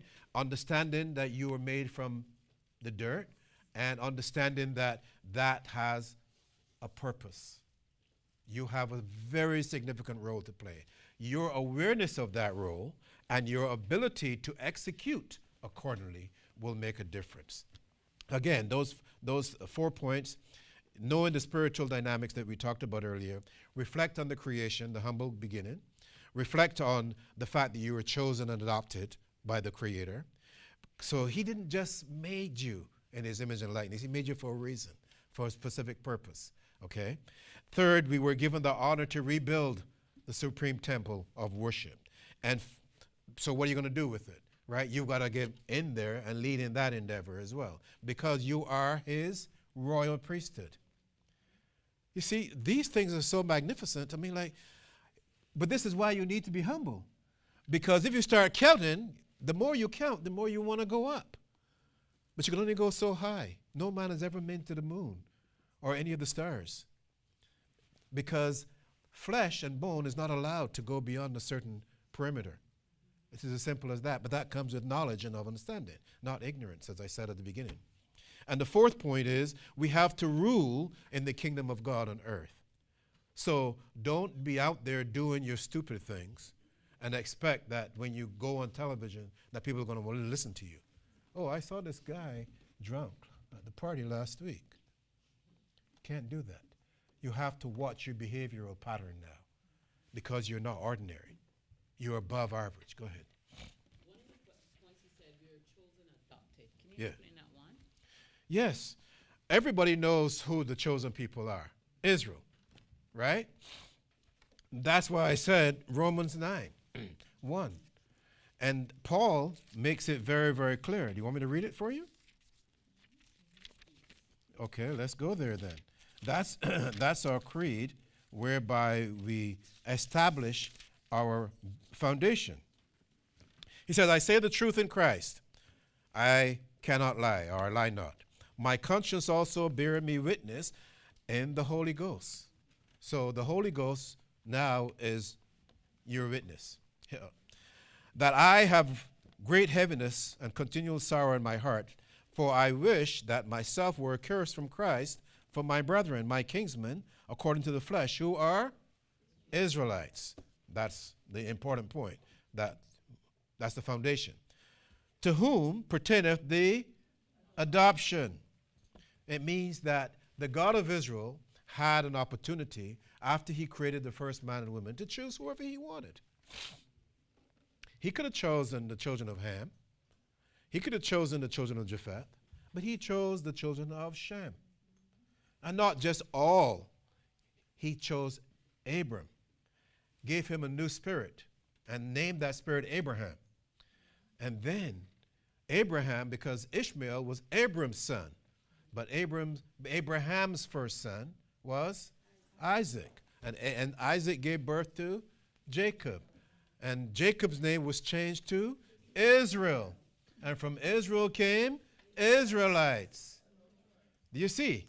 So he says, to whom, did you see now, to change the name, you have to give a new spirit. So Jacob now is at another level. That's why you have Jacob's ladder. Nobody that went up the ladder, nobody went up unless they came down.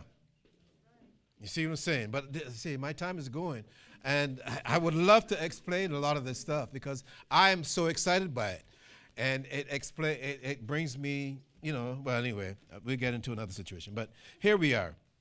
To whom pertaineth the adoption and the glory. So we are the only people that could glorify the God of Abraham, Isaac, and Jacob. We are the only people because he adopted us as his sons and daughters. We are his children. Why do you think you were sent to prison for 400 years? Slavery. Why there are people out there that are doing, the Catholics, I mean, just name them because I know. I've done the research. They are doing most heinous crimes. But they don't spend one day in jail. Do you know that you could go to the Pope and ask to have your sins forgiven? Even before you kill somebody, Jakim, you could go and tell the Pope you're going to kill someone. And he will say, okay, that would be 12 Hail Marys and $4,000. And you will never have to pay for that sin. It happens all the time. Who is the biggest gun manufacturer? The Catholics. Look at the Beretta. That's just one of many, anyway. But I don't want to get into all these things. I'm just showing you how they are, but nobody talks about it. Why? Because they cannot put it in its proper perspective. Only you and I can. You see? So we are the Israelites. We were adopted, like I said. Remember, Abraham, new spirit, or Abram, new spirit, Abraham. Jacob, after growing up in the house of Abraham, new spirit. Now, to Israel. Well, they gave the son to Jacob, and the new spirit to Israel. You see what I'm saying? So there's an upper level all the time. I don't know if you see that. Abram goes to another level. Now the others, Isaac, and now Jacob goes to another level, Israel. So other people would try to copy you, but they can't. Identity theft is just that. But it doesn't, you can't just change the spiritual dynamic of the individual. You can just use the name, or should I say misuse the name. Hebrew Israelites. There's no Hebrew Israelite in the Bible, not one. There's no Christian in the Bible, there's not one. There's no one in the Bible that practiced Judaism. No Freemasons in the Bible. So where did these things come from? That's none of my business. You see my point? It's just a rhetorical question. But they are there and they have a role to play in our lives. The important point I'm making is we do not follow these people. When we did, we went to jail for 400 years in the New Egypt. 400 years. This morning I was looking at television. There were 12 black guys, and I think it was it Mississippi or somewhere in the South, that got out of jail. Yeah, not Mississippi. What's the other one? Mardi Gras? Louisiana. And I was like, what's up with these people, man? But that's a whole different story. So that helps Elder Harriet there. Pertaining to the spirit of adoption and the glory and the covenants and the giving of the law and the service of God and the promises. No one can do what we do. Nobody can do it. That's why everybody wants to be like us. And they would do anything. And I can't blame them. Because you look so good when you're doing the right thing, not just when you dress nicely. I'll give you 10% for that. But when you're really doing the right thing, now I got you. I'll be taking pictures with you even. Yeah? Yeah. Okay. So humility allows us to learn from our mistakes, right? Especially our previous disobedience. Because you know what?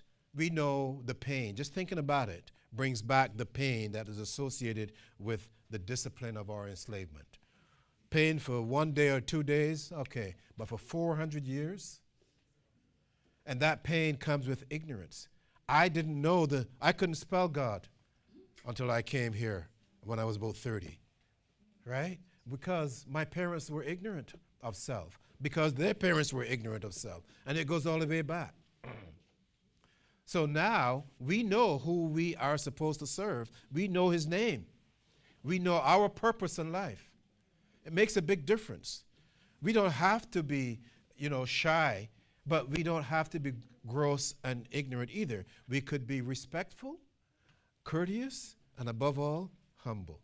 Humble is not a weakness, right? Humility is not a weakness. Humility is extraordinary strength because you can do things, but a snap of a finger that most people will never be able to do, even through 4,000 years of education. Why do you think Jesus was able to walk, or the Christ, on water? You think because he was a featherweight? No. He had power. He had control over the elements.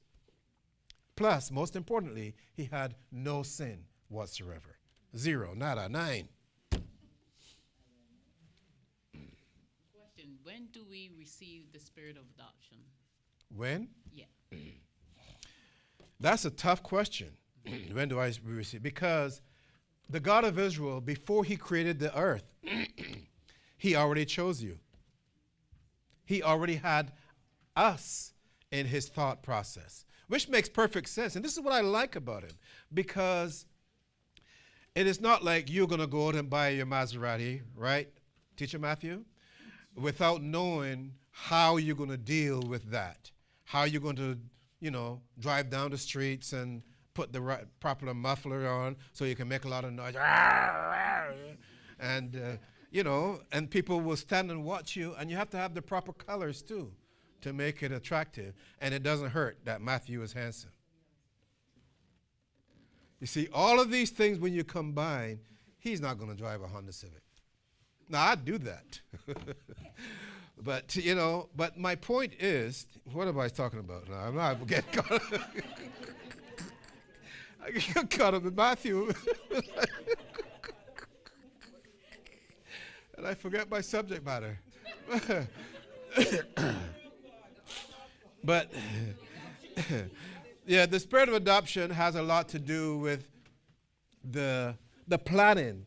Like I say, you're building a mansion. You have to know, okay, you're going to have 3 children, or maybe 4, and you have to have your wife treated like a princess, and all of these fantastic things. So you plan it out, right?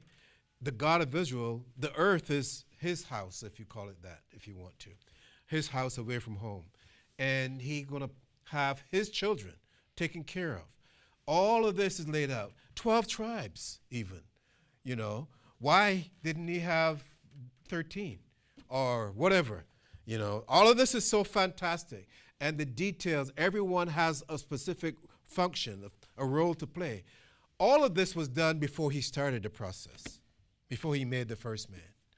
He created the heaven and the earth, but before he made the first man, he already had plans for his children, his family. He knew who he wanted and why he wanted them, and so on and so forth. So it's beautiful. If we know how to do what you buy your clothes a certain way, and, because you want to show off certain parts and so forth, how much more the God of Israel? You want Ezekiel to be outstanding. He has to have someone that looks like that. Reuben, Tamar. I can go down the line. Danielle. All of these. Daniela, where is she? There she is. Castrilli. Everyone has a role to play that is unique to them, and that they alone, when used in a collateral sense, right, in a sense where it has a community effect, then the God of Israel gets the first and the glorification, and that's the importance. So this actual date, I can't tell you because I didn't exist at the time, and it's not documented. But the fact that he planned it out before he created the earth it speaks volumes. And it's something that we should not take for granted, because we cannot repay him, but collectively we can glorify him. That's how I look at it. Okay, running out of time here. Need another hour for this. So, you see, everyone, as I said, sorry, go ahead. No, just a thought that came to me. You could tell me if I'm on the right path or not. But from this morning that we were talking about Jehovah, and just what you just said in your lesson, I was trying to put my mind to the whole thing when you said the armor of God. Yes. The armor of the God of Israel. How do you know? Because I asked, Christianity, they say, put on the armor of God. But then I was asking, so-called before Christian, what is the armor of God in Christianity? Because that's all they say, but I don't see anything that is the armor of God. So then the person says, maybe it's Jesus. But I said, what about Jesus is the armor of God? then I was applying it now to us Israelite. It's this morning we're talking about Jehovah, and it says, by my name Jehovah was I not known. So for everybody outside that's using Jehovah, that is not our armor, because he gave us what the armor was, which was his name.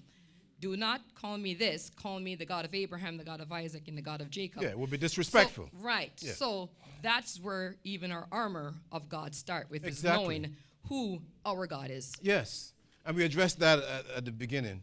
We talked about the naming. We talked about, going back in Exodus 20, because he brought us out. And all of this is very important.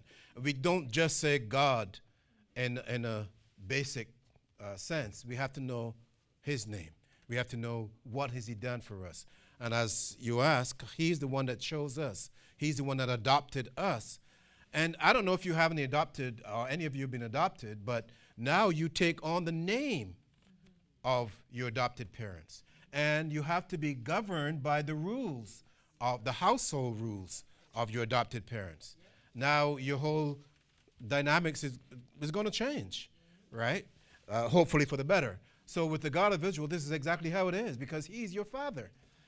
You know, when they asked Jesus how to pray, he says, our Father, meaning Israelites' father. When he says our, he's talking about the Israelite nation. He's not talking about the world. And you can read the rest and see exactly what he said. So it's really, really fascinating when all of these things come together.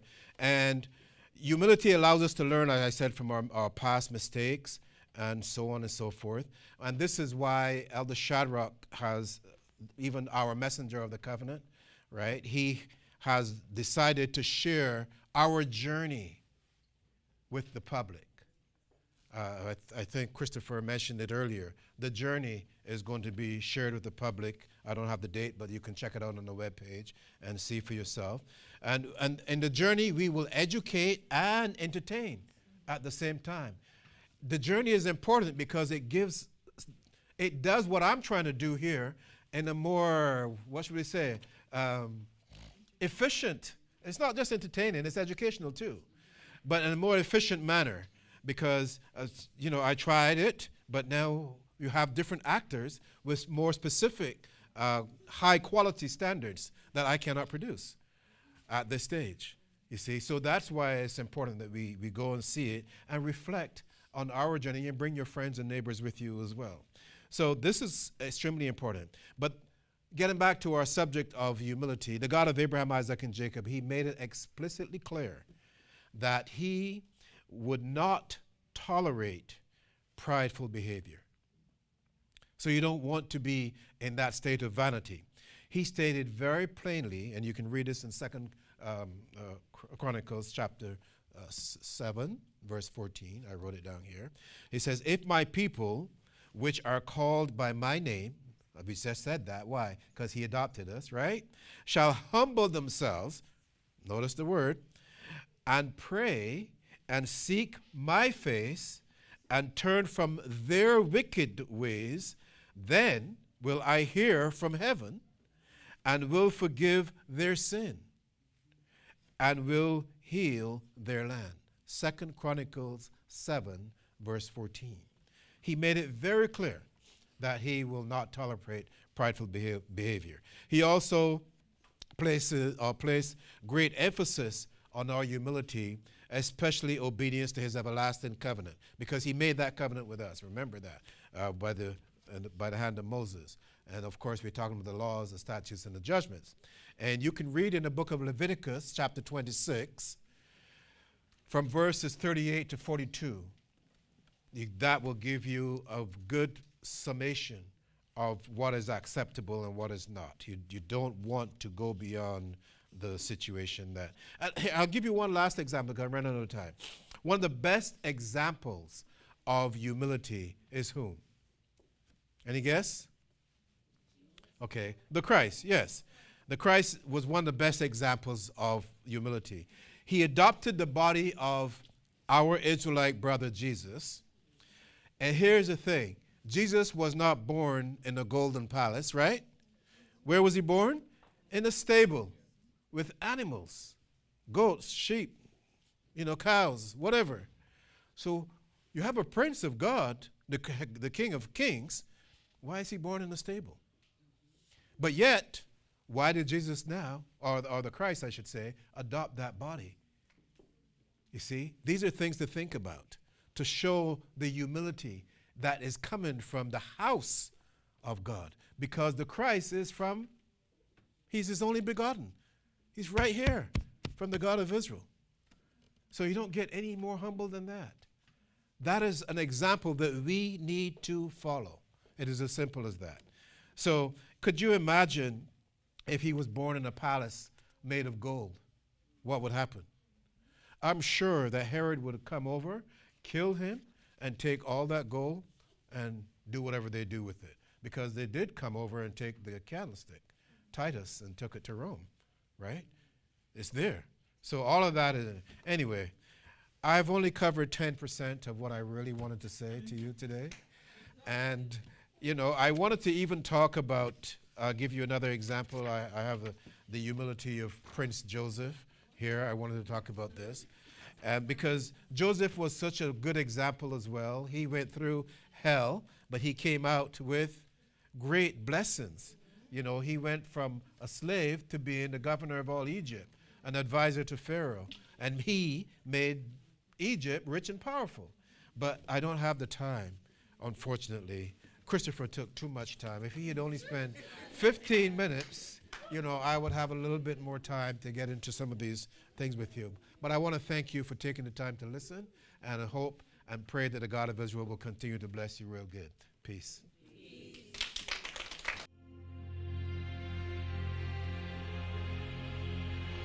Our history did not start with slavery. This is the story of a forgotten time. Prepare to embark on an unforgettable journey. A journey through history, culture, and identity. Discover the rich, untold stories of our past. Join us at the Meridian Arts Center on July 19th, 2025 at 7 p.m. Presented by Gappa Studio. This powerful production will challenge what you think you know. Written and directed by Shadrach Porter, the journey dares to tell the truth, that our roots are deeper, our heritage richer, and our story far greater than what history has recorded. Don't miss this epic presentation. Tickets available now on Ticketmaster. Visit thegappas.com for more information.